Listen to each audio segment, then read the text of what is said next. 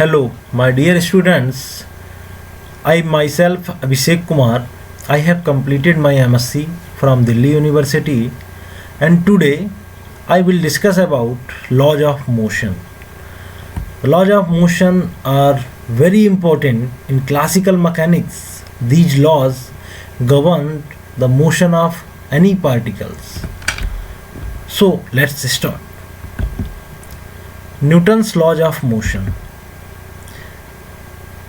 First of all, you need to know that the idea of Newton's law was given by a famous scientist named Galileo, who invented telescope.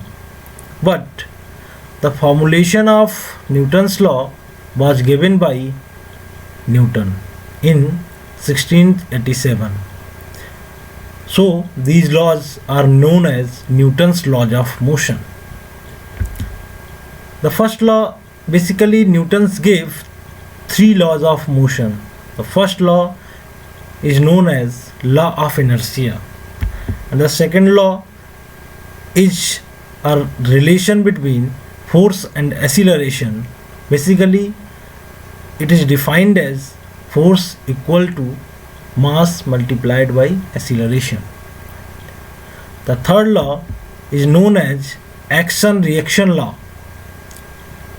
So okay, let's start in the detail of the laws.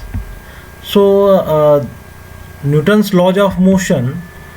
The first law, according to first law, if any object at rest will stay at rest, and if any object is in motion will stay in motion at uniform velocity unless acted upon by any external force.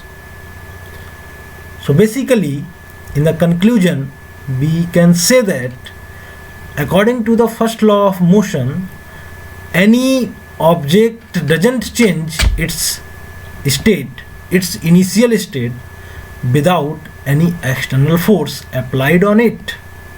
So this law is known as law of inertia. The second law is defined as the force is given by the rate of change of linear momentum. If the momentum, if the mass of body or object is constant, then it simply is given by force equals to mass times acceleration. So this is known as Newton's second law. The Newton's third law, according to the Newton's third law, for every action there is an equal and opposite reaction. So in the third law, anywhere if there are any action, then definitely there is an equal and opposite reaction. Okay. So let's start with the first law, or the law of inertia. So as I have previously said that according to first law, the body doesn't change its initial state without any applied external force. So this law is known as inertia, because inertia is an object tendency to resist change in motion. Basically, inertia is an internal property of material which always try to oppose for the change in state of object. So I have a diagram. So in the upper one you can see that sorry.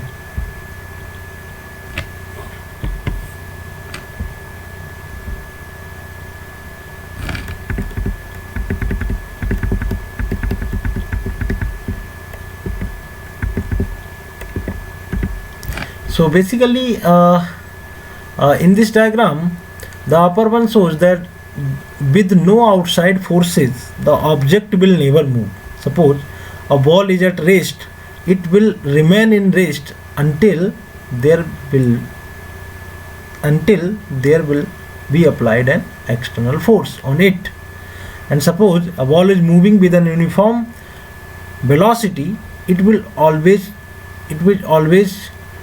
continue in moving until there are any external field external force applied on it. So this is a diagram. uh, I have another diagram. Suppose a ball is moving from here, and it goes to the this line and remain in motion until there are any external force applied on it, and its energy is always constant. Because at here, suppose if we choose that this level is a uh, potential energy reference level, then at this point its potential energy is zero, but velocity will increase. Suppose the players are playing football. So if they hit the football with her leg, the football will start moving, and it will remain in motion until there are any external force on it. Similarly, another diagram. Suppose a ball is released from this height, and it will attain this height after the motion, because the first law of motion. Now I have a question, and you need to think about this. Do we observe every day objects in motion slowing down and becoming motionless without an outside force? How this is happening? So the answer is very clear, that there are always an opposing forces which acts on objects, and in this case its force we sometimes can't see, called friction force. So friction force always applied and oppose the motion of particle or object. We have a real life examples of first law of motion. So it is a real life example of first law. Suppose a car is moving in a row on the road, and a ball brake is here. So suppose car is moving with 80 kilometer per hour, and suddenly a brake ball is the car is hit by a brick ball. Then the driver will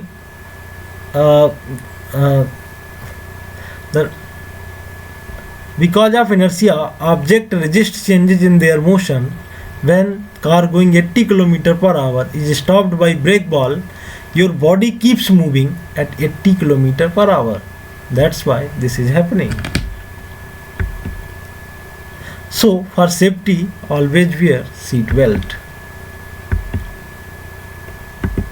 And the other real life example of Newton's first law is a person standing in a bus falls backward when bus is start moving suddenly.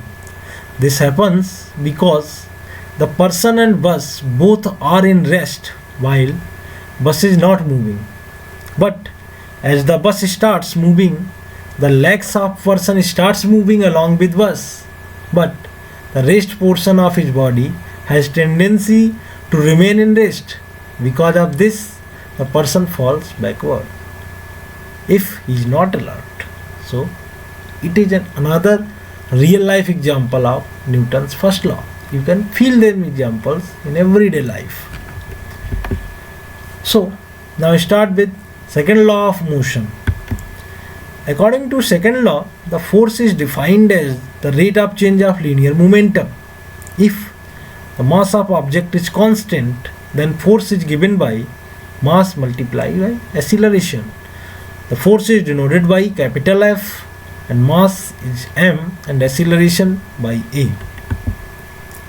So in mathematical form, F equal to ma. So conclusion from the second law, it is clear that more force means more acceleration, because according to this relation, force is directly proportional with acceleration if mass is constant. So if we applied more force, then the more acceleration produced. And acceleration is defined as rate of change of velocity. So this means that if there are more acceleration, so the velocity will be more and object will move fast if we apply more force on it. Now, unit and definition of force. So the force, according to second law, force is given by mass multiplied by acceleration. When mass is in kilogram and acceleration in meter per second square, the unit of force is Newton. So definition of Newton is 1 Newton force is equal to the force required to accelerate 1 kilogram of mass at 1 meter per second square. According to this formula, force equal to mass multiply acceleration. So 1 Newton force is the amount of force which need to accelerate 1 kilogram of mass at 1 meter per second square. So it is a definition of force. Newton's second law proves that different masses accelerates to the earth at same rate but different forces. I will show you. We know that objects with different masses accelerates to ground at same acceleration. How? Suppose we have two stones.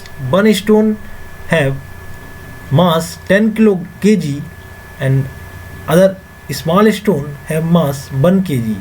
Both are falling freely toward Earth's surface. Then there are always a gravitational force act on it, and it is given by mg, mass times gravitational acceleration, mg. In the second case, it is also mg, mass is 10 kilogram, so the acceleration is F by m. So F gravitational is 98 divided by 10, so it comes out 9.8 meter per second square acceleration. And in this case, the F gravitation is given by 9.8 Newton and acceleration is F by m. So 9.8 divided by 1 kg, so it is 9.8 meter per second square. So the acceleration is same in both cases. So we can say that the object with different masses accelerates to the ground at same acceleration. Okay. However, because of second law, we know that they don't hit the ground with same force because mg is different for all. Yes, of course, because at this stone the acting force is mg, which is 98 Newton, and for this case the F is 9.8 Newton. So the hitting force is different for both cases, but the acceleration is same for both cases. So I show you. In this figure, I am trying to explain the things which I have already described. Suppose it is an both two blocks with same mass, and if we applied a large amount of force on this block and a small amount of force on this block, then it is clear that the this block will move faster than this block because the force is greater at this block. The second law, suppose we have applied same force on two blocks, but the masses of blocks are different. This block have mass m, while this block have mass 2m or 3m, suppose. So it is clear that the larger block will have less acceleration according to second law. Okay. So basically, the more force, the more acceleration. If we applied more force on particle, then it will have more acceleration. So, okay. Now, I am going to third law of motion, which is called as action reaction law. So according to third law of motion, for every action there is an equal and opposite reaction,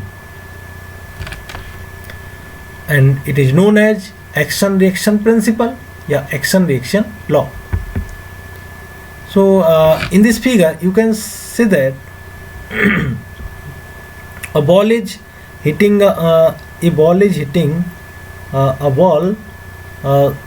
So it is, suppose it hit it at this point by a force F, then according to third law, this ball will also hit this ball with the same amount of force. So this is known as action reaction principle.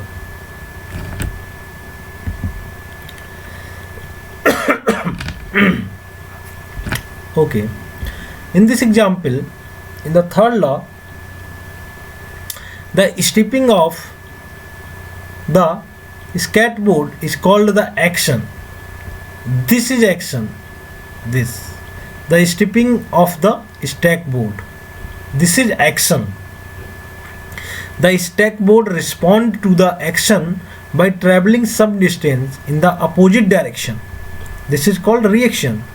The skateboard travels in an opposite direction of action is called reaction. The skateboard's opposite motion is called reaction.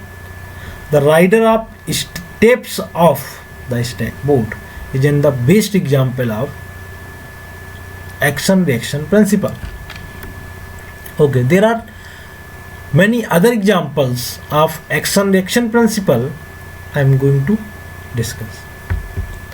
So the very basic and very famous example of reaction and action principle is the rocket motion and balloon motion. So we have a rocket and suppose rocket moves up, then force on rocket which trying to moves up is known as first start with here the force on gases. So gases are emitting by the tail of rocket, and the force on gases is known as action.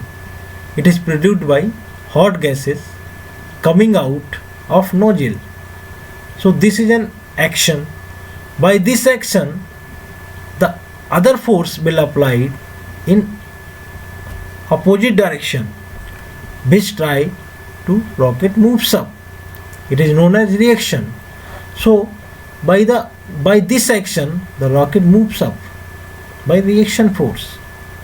Similarly, in balloon case, a balloon, due to this air comes out, it is known as action, and due to this action the reaction force will act in upward direction and balloon moves upward. So this is third law of motion known as action reaction principle.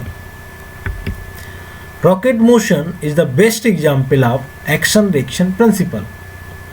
There are many other examples related with Newton's laws of motion, and even all kinematics and the motion of particles are governed by these three laws of motion.